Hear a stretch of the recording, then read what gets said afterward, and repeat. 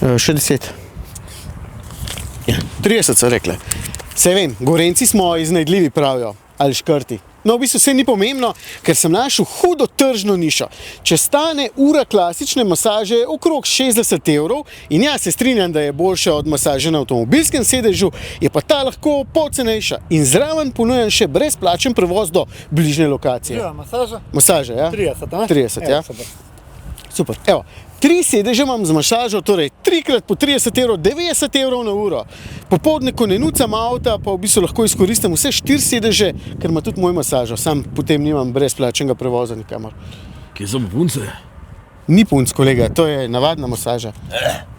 To ni... No, srečaš pa vse živo. Smo? Ok.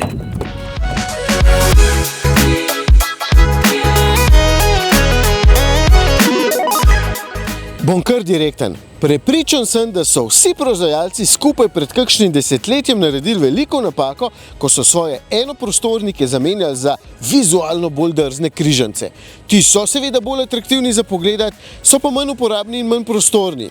Se mi zdi, da je marsikater proizvajalec sicer ugotovil, da gre za napako, ker sem ter tja na ceste zdaj zapelje kakšen križanec, ki je bolj oglad, še vedno pa ni dovolj prostoren. Zato se marsikdo med vami, ki potrebuje res veliko prostora, raje odloči kar za kombi. Jaz recimo bi ga tudi imel. No ali pa ne, ker sem našel hudo alternativo. Tole je Forting V9, v bistvu večji brat takšnega U-Tour, nad katerim sem bil lansko leto precej navdušen. V bistvu prva pohvala gre dejstvo, da avto zelo dobro skriva svoje dimenzije. Dolg je namreč 5 metrov in 25 centimetrov, kar pomeni, da je daljši od osnovnega Tourneja Custom oziroma celo od podaljšanega Multivana. In s 3 metri medosja je znotraj noro prostoren. Ga lahko pogledamo brez panike, sem potnike že odstranil. Pustimo zunanjo za enkrat, čeprav je tudi sprednja maska pri V9 precej markantna in avto na cesti zato opazen. Ta notranjost je tista, ki me je totalno presenetila. Tudi tukaj imam 7 sedežev s porazdelitvijo 2+2+3.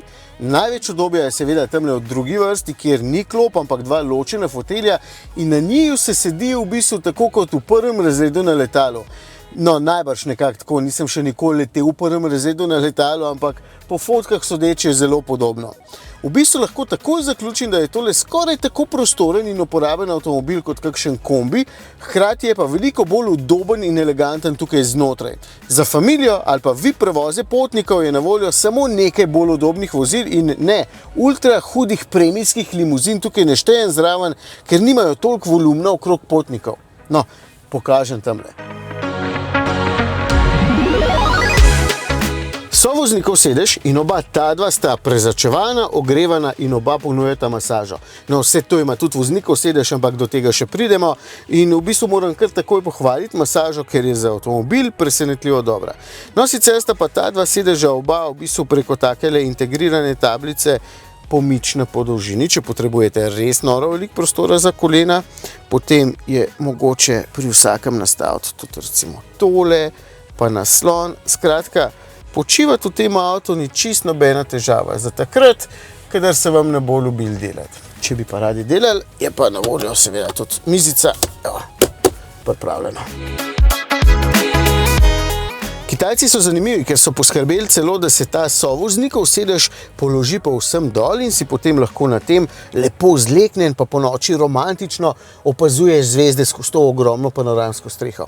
Ali pa povsem do vodoravnega položaja zložiš ta dva sedeža, pa mularija lahko po noč spi noter.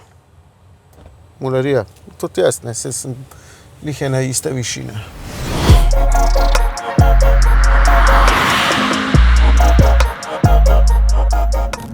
No, da ne pozabim, še 3 sedeži so skriti v dnu in ne jemljajo prostora, kadar so zloženi, z dvignenimi pa v tem avtu lahko peljete 7 potnikov. Običajno sem jaz tisti, ki mora vedno potnike voziti naokrog in bi v tem avtu veliko rajši užival tamle zadaj, moram pa reči, da mi tudi tukaj spredaj ni čist nič hudo.